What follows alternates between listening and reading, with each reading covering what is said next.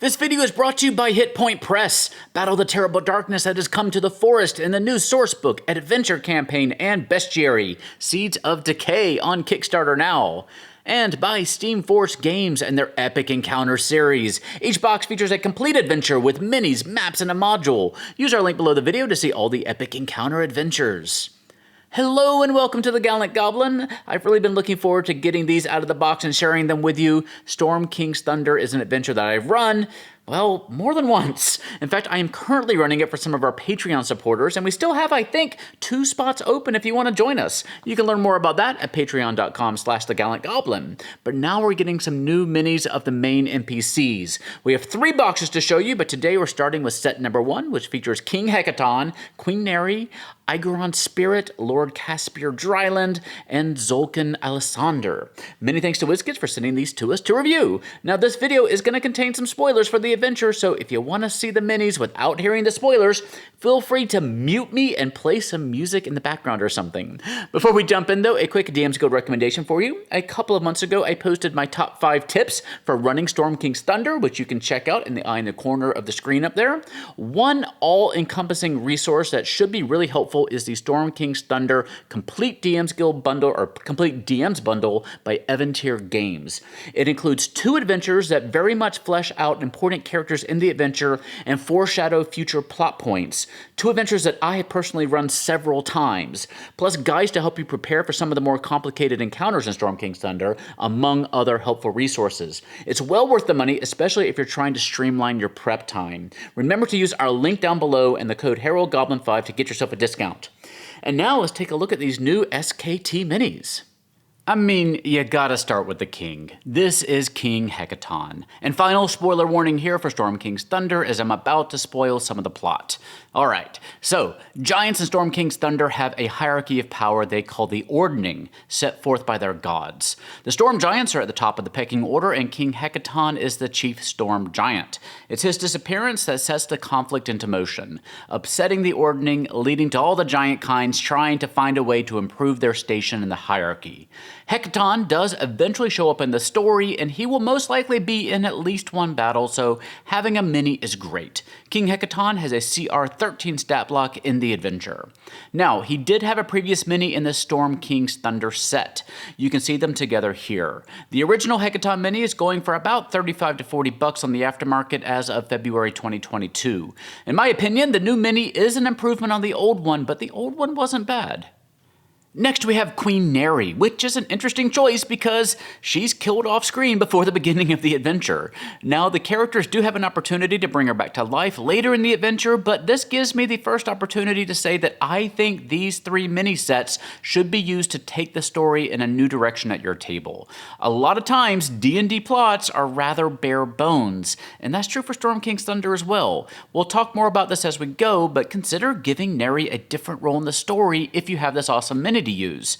One note, this mini was somehow loose in the box when it arrived, despite all the other ones being very tightly secured. As a result, the little wisp of hair on top of her head broke off, and I had to glue it back on. Queen Neri does not have a special stat block in the adventure.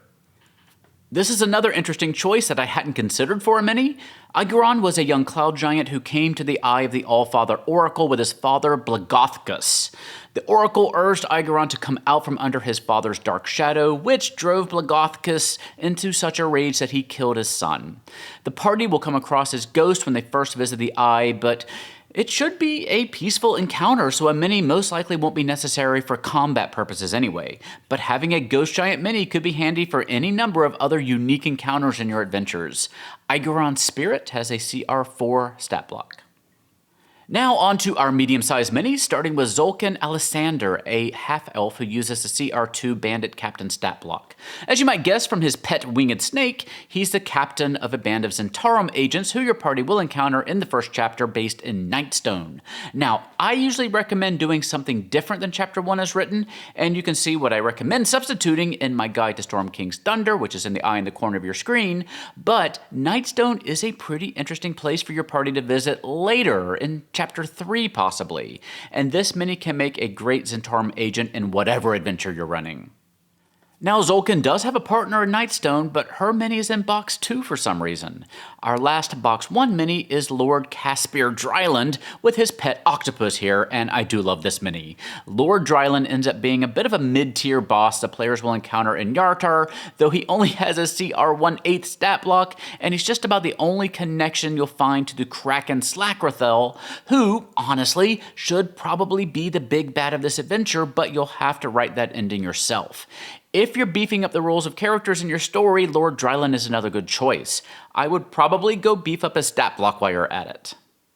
And here you can see this full set together. This is a solid collection of minis, though the selections are a little bit on the strange side. We'll talk a bit more about that in my review for set number 2, but like I say on these set boxes sometimes, having these minis for characters who don't necessarily have a large role in the adventure gives you the opportunity to use your own creativity to expand their part of the story, because trust me, when you read most D&D adventures, you should consider them to be a skeleton upon which you build your story. Queen Neri is killed early in this adventure, like I said, to set the Storm Giant court against the Little Folk, the Lord's Alliance in particular, but there are any number of other things that could have happened to her or that she could have instigated herself. Give her some agency in the story. When you get all 3 of these sets, you'll pretty much have the entire Storm Giant royal court, and that's an opportunity for you to set up some Game of Thrones style political intrigue writ giant at your table, and that sounds awesome to me. Icons of the Realm Storm King's Thunder box number 1 has an MSRP of $89.99, but you can find it for about 10% off at least if you shop around. I believe it's scheduled for February 2022. Be sure you're subscribed to the channel here to see our reviews of the next 2 boxes here very soon. Now let's talk about how you can use the Epic Encounter boxes from Steamforged Games to supplement your Storm King's Thunder campaign. A good portion of the adventure takes place in the icy north of Icewind Dale, a perfect location for a ravaging band of snowbound orcs. Hall of the Orc King features 20 big, burly, and sometimes drunken orc minis, including some riding polar bears. You also get a great double-sided map, including a snow scene and a feasting hall you can use again and again. And you get a module to guide your players through. And after you defeat the eponymous Orc King, you can move on to the Frost Giant who's pulling the strings, but we'll talk about that one next time. Check out Hall of the Orc King and all the Epic Encounter boxes at the link below the video. And time is ticking away on the Seeds of Decay Kickstarter from Hit Point Press. A crack has formed in the darkness of the always green forest, leaking rot and decay. Trees are withering and crops are failing to mature. Strange, twisted creatures have been seen in the shadows. The Rot Weaver has returned. Will you save the forest from the spreading decay before it's too late? Seeds of Decay is a brand new adventure for 5e that brings you into the dark, whimsical world of the Daubers. One of my personal favorite parts of the book is that it brings you 3 modular rule systems for inventions, contraptions, and forging. You also get classes and subclasses to make good use of those systems. And you also get 10 really interesting new playable races and a system to make your own, plus the ability to play as tiny creatures, namely the Daubers themselves. And there's so much more, including a full adventure that takes you up to level 8. Check out Seeds of Decay right now at the link below the video.